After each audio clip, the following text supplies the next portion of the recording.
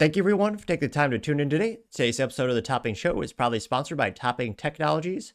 Topping Technologies is an IT value-added reseller and services company with a special proficiency in IT security. Heck, I see their founder at least twice a day. Gotta say he's quite handsome and brilliant. He's me, see, that's the joke. If you're an IT leader or a business owner, you can reach out to the team at sales@toppingtechnologies.com. Also, still giving away a free flamethrower with every IT purchase with Picatinny rail adapter, so you can mount it to any standard AR-15 like all awesome accessories can be. Go to toppingtechnologies.com and click the flamethrower button to learn more and see me shooting a flamethrower. And lastly, trying to get to 5,000 subscribers by the end of the month, so if you can click that button and tell your friends, I would greatly appreciate it. Now, going over to the business part of the podcast, you have the Lotus V6. Well, actually can't pass the emissions, so I might get a great V8. This is brought to us thanks to Nico over at thedrive.com. And one of the few times with the automotive section of the part of the podcast where I don't need to give a visual disclaimer because it actually looks pretty good. Now they say, quote, the Lotus Emira's V6 can't pass emissions, so it might get the V8 instead. The Emira's current supercharged V6 won't pass emission compliant for much longer, and Lotus needs to do something and build something that the Americans will want. Which, yeah, that does look pretty cool. If I won the lottery, I'd probably have many cars, but I was about to say a Lotus in the garage. You can't only have a Lotus because, well, let's be honest, they're not that reliable, so thank God they have for the most part, Toyota powertrain or drivetrain.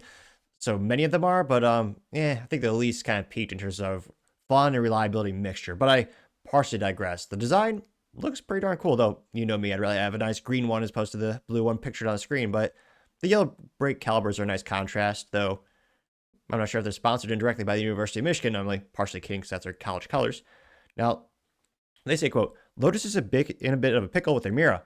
As a beloved supercharged V6 with a manual transmission has been, now Lotus needs an alternative, which, again, when you want a fun sports coupe, you want a stick shift. There's nothing better than going into a corner, downshifting, and coming out and hearing the roar of the engine. Or in my part, because I have a Honda, the kind of hum of the engine, but I only partially kidding.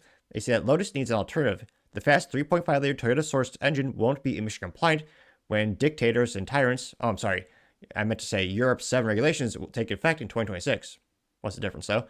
To stay in compliance and also catch the eye for American buyers, it looks like Lotus is shockingly considering a V8, which, yeah, how many decades has it been since they had a V8? It's been a long time. Now, they say, according to Autocar, during a recent conference call, Lotus CEO Ogdenfang, told investors, quote, we are currently investigating the feasibility of a V8, unquote. Now, actually, this car looks just as good from the front. Let's pull it up here. Again, that is a fun little sports car. Now they say, wait, okay, but why V8? The Emira already has another engine option. Why not just roll out that exclusively? Well, that's because the 4-cylinder, specifically its Mercedes AMG 2.0-liter turbocharged 4-cylinder, while it makes 400 brake horsepower and 354 foot-pound of torque, and it paired exclusively with how boring is that? It's paired exclusively with a 8-speed dual-clutch automatic transmission. Also known as one of those boring things with the anemic paddle shifters, which there's a reason also in action movies you never see anyone using paddle shifters. How boring and anticlimactic would that be? It's all about shifting and rowing the gears, but I partially digress for now. Now, they say that sounds good, but what's wrong with that? Americans, apparently. The 4-cylinder Emira just isn't popular in the U.S. market for Lotus to confidently sell the Emira here with the bigger engine option, which of course not. Again, if you want a sports car and you're getting 4 cylinders, there's 0% chance you're buying that piece of junk. Now, I might be so viscerally disgusted because it is automatic. However, my rationale is once you go to an inline-4 engine, you get a whole different category of vehicles. And to compete with a 4-cylinder engine, you got to have a stick shift. It's so much more fun. And that market, let's be honest, is pretty much dominated in terms of a coupe by the Mazda Miata, which arguably is the best track toy ever because all the consumables are very easy to repair, very low cost. The third-party support is so vast, it is almost as if there's probably more third-party manufacturers, only slightly more for the Miata than the AR-15. There's so many businesses that make aftermarket components and support, which is a great thing for the enthusiast community. Now, that being said, it's a pretty established brand. Spec Miata is a whole class of driving. And again, they respect the consumers because they have a stick shift option. It's almost highest take rates for a stick shift vehicle. While not a coupe, but with a turbocharged 4-cylinder engine, you also have the iconic Honda Civic, which Honda sold more stick shift than any other company in the world, which is cool and also sad because, Should be more Porsches and other things, but nevertheless, in terms of the total volume of units sold, you got the Honda. I mean, they perfected the four-cylinder engine, I would argue, decades ago. And it's one of those things where if I'm getting four cylinders, it sure as hell isn't going to be an automatic transmission. And again, if it's a track toy or if I want a coupe, well, I love my Gen 10 Honda Civic, but I wouldn't get a Lotus. That's just, again, also reliability. Do I want a Mercedes engine? Let's be honest, probably not. That was the nice thing about Lotus. For many years, they had the Toyota drivetrain for many of their vehicles, which, again, Toyota is damn near bulletproof or as close as you can get. Now, scrolling down the article, they say the quote, "The U.S. is an incredibly important market for us in the car. It always has been. So we're looking at the market demand for a product going forward," unquote. CEO of Lotus, Lotus in Europe, Matt Windle, told Autocar. They also said that, quote, "If Lotus wants to stuff a V8 into a tiny mid-engine Emira, that would be awesome. It really only has one option ready. The Mercedes-AMG 4-liter twin-turbo V8. There are some opportunities with the current engine suppliers of engines, so we're looking at," said Windle. I was going to say, it doesn't look too terrible, so, They did add their extra hunk of plastic for that, or probably aluminum, so you have their logo in there. Now they say, quote, "As thrilling as it would be to have an AMG sledgehammer-powered mid-engine Lotus, it doesn't actually make much sense. Not only would that be torquey, twin-turbo engine not match the Emira's lightweight sports car vibes, but it's currently offered with a automatic gearbox, which would be trash. Again, if they can get a better engine supplier, aka a V8 with a stick shift, this would be iconic. Especially nowadays, for a new car, how many cars have a rear engine V8 with a stick? Not any in mass production that I can think of. I mean, geez Louise, just a stick shifted V8, unfortunately, is becoming a very rare thing in the United States, with GM and their utter incompetence at killing the Camaro, if you properly pronounce it, last year. Again, if you think about V8 stick shift in the rear, I mean, in North America, probably one of the most iconic cars would be the 2004, 2005 Ford GT, which those things skyrocketed in value. I mean, if they were to somehow pull that off, that'd be so unique. Not only would it grab headlines, I mean, shoot, if you want a sports car with V8, I'd go that route. I mean, that'd be great. It'd be so rare and so cool. Now, are they actually going to do it? I'm pretty pessimistic.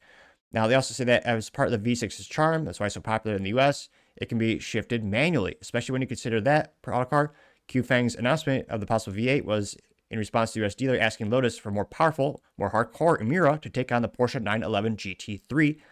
A thunderous V8 with automatic isn't the tool for the job.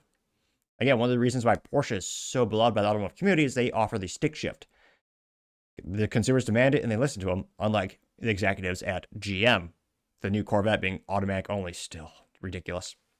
Now they say, quote, "But now there's also consideration on tariffs. The US and the UK have agreed to a lower tariff on imported UK-built cars, which is now down to 10%, and that lower tariff is something that Lotus can work with, but it's yet to restart shipments to the United States," unquote. Windle says, quote, "The headline numbers have gone there, but actual specifics are still behind the scenes to be clarified. There's product ready to be shipped out, but we don't want to jump the gun and end up getting clobbered."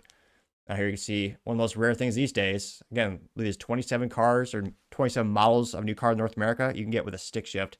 It should be every one of them, obviously. I thought Trump would get on that and be like, "We're going to make America great. Make America shift again. Every car will be great. Good at exercise. Have the SUVs with the stick shift, not just the Porsche Cayenne from 2016. But again, I know not the whole market wants stick shift. I'm definitely a minority in that regard. Again, that interior does look pretty good, Lotus. Got nice physical buttons for important things like heated seats and the actual climate controls. So you'll need to go down to 58 different sub-menus if you actually want to change something. Again, if I won lottery, I'd get one of these things. Now, that quote, "So jumpstarting production on the new V8 specifically because it would sell well in the United States market is unwise until there's clarity on market viability. Developing a V8 model isn't as easy as just machining some new engine mounts and transmission adapters. Sure, getting a V8 to fit likely won't be an issue, especially if Lotus can make a deal with a smaller displacement for V8, say Cosworth. That'd be pretty good. Their iconic engine manufacturer. That'd be pretty exotic. I think enthusiasts would like that. Rather than the one AMG offers. However, that's only the beginning of the development process. There's also the emissions testing, making sure it's compliant with draconian European 7 regulations and beyond. Once that's done, there's crash testing that needs to be done, and even more changes for every market. The entire development process for offering an entirely new engine is long and expensive, so Lotus needs to determine whether it is worth it. They continue saying, quote, for that same reason that we are likely won't see a Hemi V8 in the new Charger. We'll see about that. While we learned that it's technically possible for the Charger to house a V8, the development cost for an engine that won't, quote, be emissions compliant will likely be soon enough, and the same might end up for the Lotus Emira. The other reason why I need to be active politically, because, again, automobiles are some of the most highly regulated things globally. Ridiculous how much freedom they steal from us. That doesn't mean Lotus can't offer a more powerful engine, though. There's plenty of powerful 6-cylinder engines that can borrow and continue to be emissions compliant past 2026. Lotus certainly has options. However, it's nice to know that the brand is even considering a V8. However, unlikely it might be in the current era of downsizing and hybridization. So, while it's doubtful, Lotus deserves kudos for even publicly considering a V8 Emira. Let's hope that whatever engine replaces the current V6 will continue to have a manual option, which that would be awesome. Again, I think that's a big part of the Lotus brand. I mean, the whole brand is about racing and fun. I know not all the vehicles are like that these days, but if you look at the core sports cars they make, I mean, I think they should always have that option. And this would be so cool to have like a good old V8 mid-engine stick shift Lotus. They might have to trim some fat in other parts of the vehicle to keep the lightweight characteristics of the vehicle. But to me, I think that'd be really cool. But let me know if you had that option, would you be willing to pay for it? And do you think mass adoption would come for the automotive enthusiasts where they would also buy it as well? Let me know your thoughts, because as always, be fascinated to hear what you have to say. Thank you, everyone, for taking time to tune in today. Again, trying to get over 5,000 subscribers by the end of the month, so you click that button. I greatly appreciate it. Also, give me a thumbs up, thumbs down, or comment. It's a great way to give me some additional feedback, letting me know how I can make the show better and better. Lastly, don't forget to take time to tell your family, tell your friends, tell your coworkers, heck, tell your enemies, anyone and everyone. Just stay safe and fight the good fight.